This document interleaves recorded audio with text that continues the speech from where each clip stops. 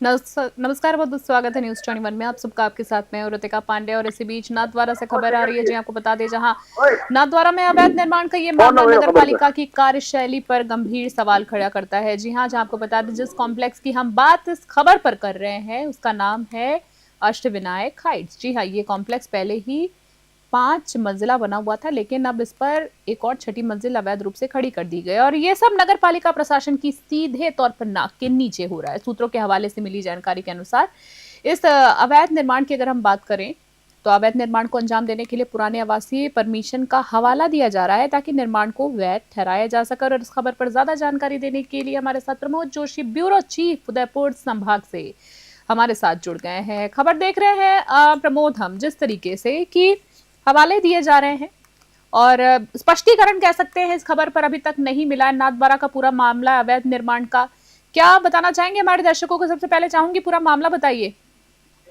जी बिल्कुल, हम बताना चाहेंगे नाथद्वारा नगर पालिका के सामने जैसे करीबन 15 फीट की दूरी पर अवैध निर्माण चल रहा है और धड़ल्ले से बना रहे हैं फ्लैट। और आपको ये बता दें कि नगर पालिका के नाक के नीचे जिससे गाड़ी नगर पालिका के अधिकारी उसी रोड से निकलती है, उसी करीब 15 फीट के रास्ते पर अवैध निर्माण हो रहा है। और इस तरीके से प्रशासन, ये तो कहीं नगर पालिका कर्मचारी मिले हुए जो इसको रोक नहीं पा रहे हैं और धड़ल्ले से काम चल रहा है। हमने प्रशासनिक आयुक्त से इस संबंध बात की तो उन्होंने कहा हम दिखवाएंगे, बल्कि ये बात उनकी बात उनको कही कि ये आपके सामने ही चल रहा है, तो इन्होंने कहा हम दिखवाएंगे। तो इस तरीके की है प्रशासनिक अधिकारियों की, इनकी मिली भगत और उनकी श्रेय बिना ये काम नहीं हो सकता। बिल्कुल सही कहा आपने, जिस तरीके से कोई स्पष्टीकरण नहीं मिल पाया है। देखिए, अगर सीधे तौर पे बात करे जाए, परमिशन तो भाई 5 मंजिला की थी, छठी मंजिल रिक्वायर नहीं जा रहा है। तो आपसे जानना चाहूंगी, नगर पालिका अधिकारियों को इस अवैध निर्माण की पहले से जानकारी थी? और अगर थी तो उसको क्यों नहीं रोका गया? चलिए ये भी मान लें कि नहीं थी, तो अब क्या कार्रवाई माने? जी बिल्कुल, हम बता दें आपको कि हमने इस मामले में फिल्म में भी 2 बार पहले भी बात करी थी, तो हम दिखवाने की बात करी थी। और अभी भी हमने कल आज सुबह आयुक्त से बात की तो उन्होंने कहा हम दिखवाएंगे। तो ऐसी स्थिति है, नाथद्वारा में ऐसे कई अवैध काम चल रहे हैं जिनको नाथद्वारा नगर पालिका आंख मूंदे बैठी हुई है। और हाल ही में हमने नाथद्वारा नगर पालिका के जस्ट सामने की 15 से 20 फीट की रोड के सामने, रोड की इस साइड तो नगर पालिका उसी सामने अवैध निर्माण चल रहा है और फिर भी प्रशासन रोक नहीं पा रहा है। हमने ऐसे अवैध निर्माण जो रोड पर नेशनल हाईवे पे भी अवैध निर्माण का काम चल रहा है और हमने बंद कराया, तो प्रशासनिक लोग अधिकारी इस पर ध्यान नहीं दे रहे हैं और इनकी मिलीभगत पूर्ण तरह शामिल है। बिना इनकी मिलीभगत तो ये हो नहीं सकता, पॉसिबल ही नहीं कि और नेशनल हाईवे पे बन रहे हैं।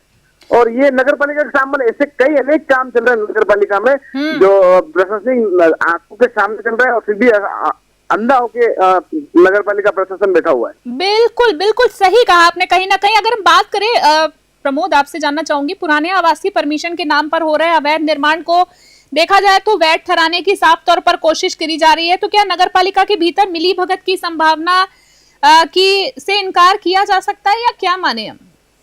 जी बिल्कुल, ये नाथद्वारा नगर पालिका की मिली भगत है। मिली भगत से बिना ये बहुत बड़ा खेल चल ही नहीं सकता है। बिल्कुल, बिना इनकी सहमति से ये काम नहीं हो सकता। वरना प्रशासन चाहे सिर्फ 5 मिनट में प्रशासन रुकवा सकता है। अगर बस खड़े, अगर नगर पालिका में खड़े कोई भी जो आवाज दे फिर भी बंद हो सकता है, पर बिना इनके से काम नहीं हो सकता।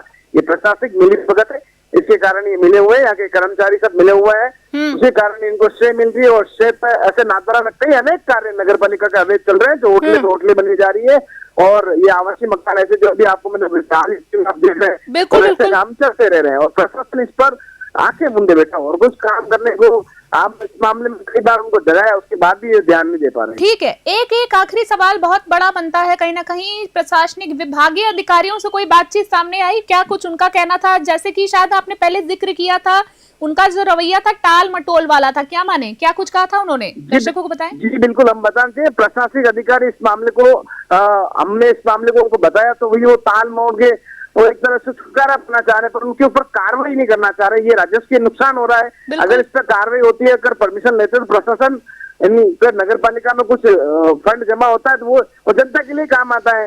पर ये क्या है कि इनकी श्रम मिलन जमानों से, इनकी मिली भगत से ये कार्य चल रहा है, धड़ल्ले से चल रहा है। प्रमोद, हम चाहेंगे इस पूरे मामले में नजर आप बनाए रखिए। आपको बहुत बहुत धन्यवाद देना चाहेंगे। ब्यूरो चीफ, उदयपुर संभाग से हमारे साथ प्रमोद जोशी हमारे साथ थे। हमारे और उन्होंने इस पूरी खबर पर जिस तरीके से जानकारी दी है, वाकई में हैरत करने वाली कहीं ना कहीं खबर हम कह सकते हैं। नाथद्वारा में अवैध निर्माण का खेल जो है चल रहा है। ये मामला जो है नगर पालिका की कार्यशैली पर गंभीर सवाल खड़े करता है।